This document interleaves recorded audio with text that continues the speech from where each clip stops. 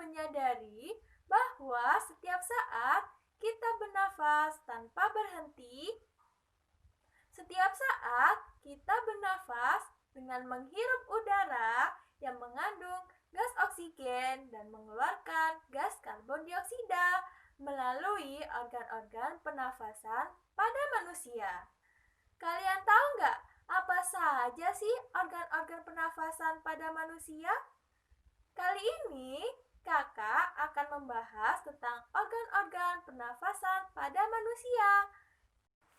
Organ-organ pernafasan pada manusia ada hidung, faring, laring, trakea, bronkus, bronkeolus, dan paru-paru.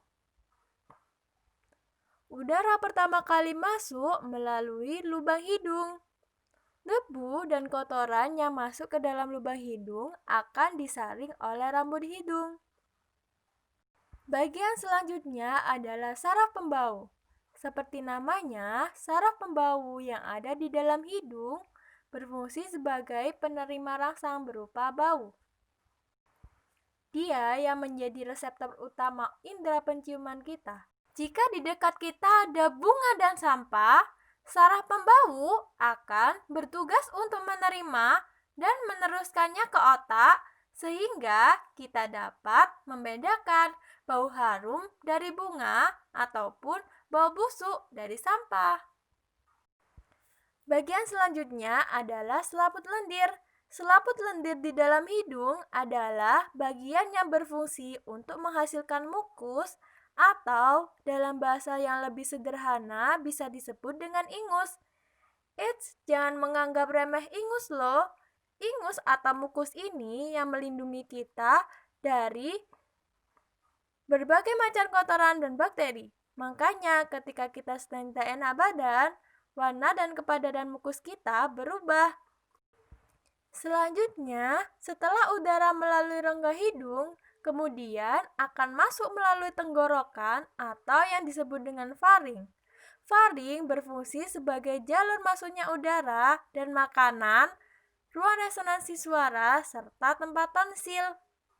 Tonsil ini berpartisipasi pada reaksi kekebalan tubuh dalam melawan benda-benda asing.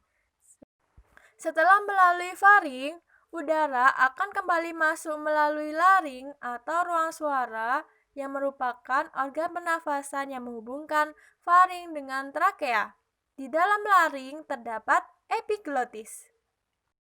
Epiglotis berupa katup tulang rawan yang berbentuk seperti daun yang dilapisi oleh sel-sel epitel yang berfungsi untuk menutup laring ketika ada makanan atau minuman yang masuk.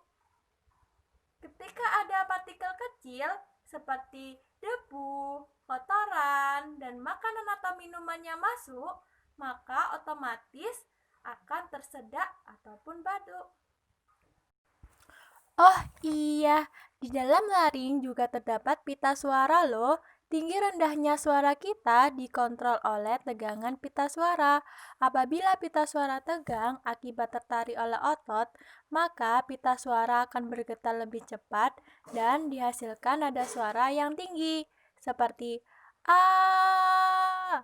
Dan berkurangnya tegangan pada pita suara akan menyebabkan pita suara bergetar lebih lamban, sehingga menghasilkan nada suara yang rendah, seperti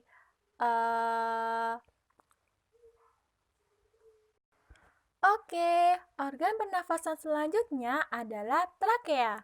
Trakea adalah saluran yang menghubungkan laring dengan bronkus.